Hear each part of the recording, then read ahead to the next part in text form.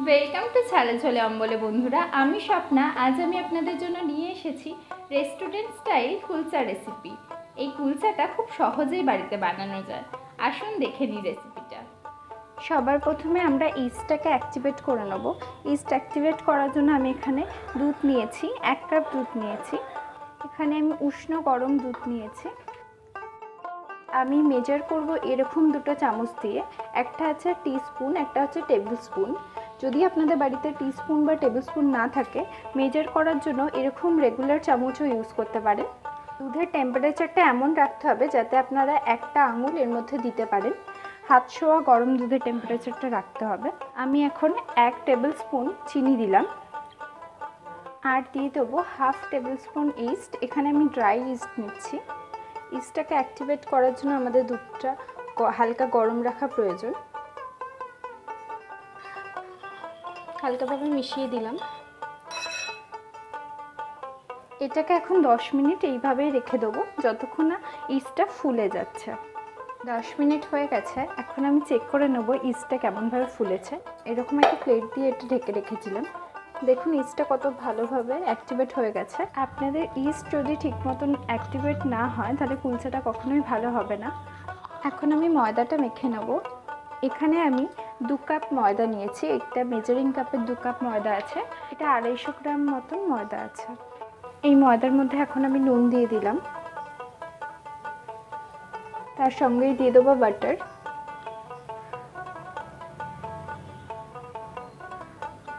ইস্টটা এখন আমি এর মধ্যে দিয়ে দিচ্ছি। সব কিছুকে ভালো মতন মিশিয়ে নেব।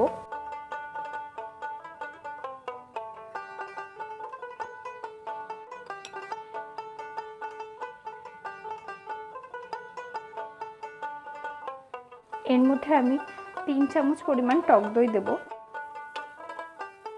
ভালো করে এখন আমি মেখে নেব ময়দাটা। ময়দাটা যাতে সহজেই মাখা যায় তাই এরকম একটা থালা আমি নিয়ে নিয়েছি।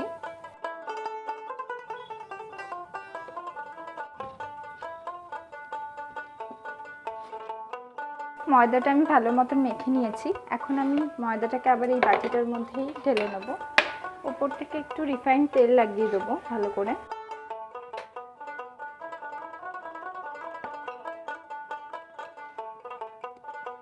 আর একটা সুতির ভেজা কাপড় দিয়ে আমি এটাকে ঢেকে দিচ্ছি। এইভাবেই আমি এটাকে 1 ঘন্টার জন্য রেখে দেব। 1 ঘন্টা হয়ে গেছে। এখন আমি এটা চেক করে নেব। দেখতেই পাচ্ছেন কতটা ফুলে উঠেছে।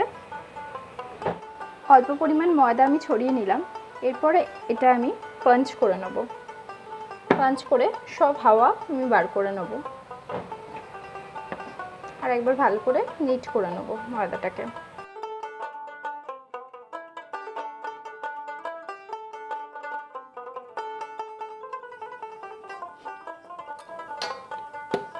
এখন আমি লেচিটা কেটে নেব।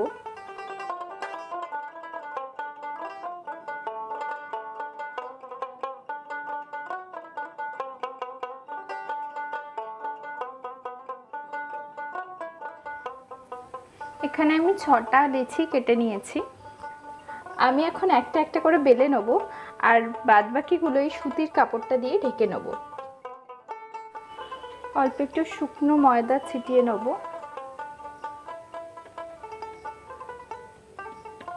হাত দিয়ে একটু বড় করে নিচ্ছি লিচিটাকে।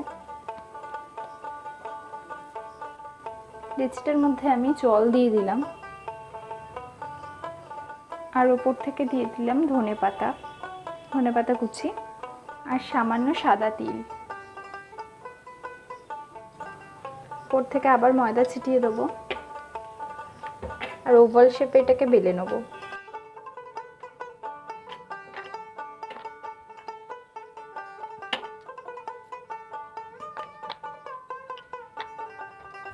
যে সাইডে আমরা ধনেপাতাটা লাগিয়েছি তার উল্টো দিকে আমি একটু জল লাগিয়ে নেব।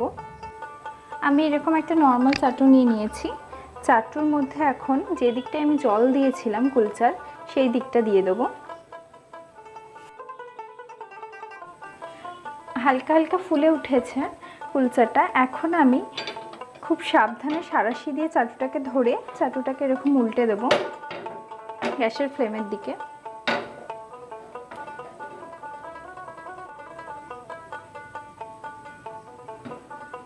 ঘুরিয়ে ঘুরিয়ে চারিদিকটা আমরা এরকমভাবে সেঁকে নেব। এটা খুব সাবধানে করতে হবে।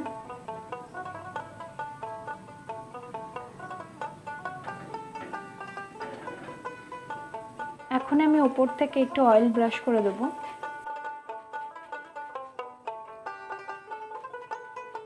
সামান্য পরিমাণ বাটারও আমি দিয়ে দিলাম। হালকা করে ফ্লিপ করে নেবো এটা আমি। পিছন দিকটাও কত সুন্দরভাবে সেঁকেছে।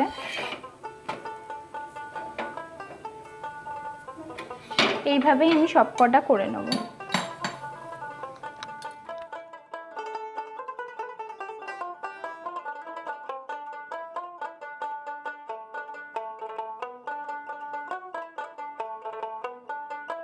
কুলচাটা কতটা সফট হয়েছে আসুন দেখাই। তাহলে বন্ধুরা আজকের রেসিপিটা আপনাদের কেমন লাগলো? আশা করছি ভালো লেগেছে। যদি ভালো লেগে থাকে আমার চ্যানেলটা সাবস্ক্রাইব করতে একদম ভুলবেন না। পাশে থাকা বেল আইকনটা অবশ্যই প্রেস করবেন। আজকের মতন এখানেই আসি, অন্যদিন দেখা হবে নতুন রেসিপির সঙ্গে। নমস্কার।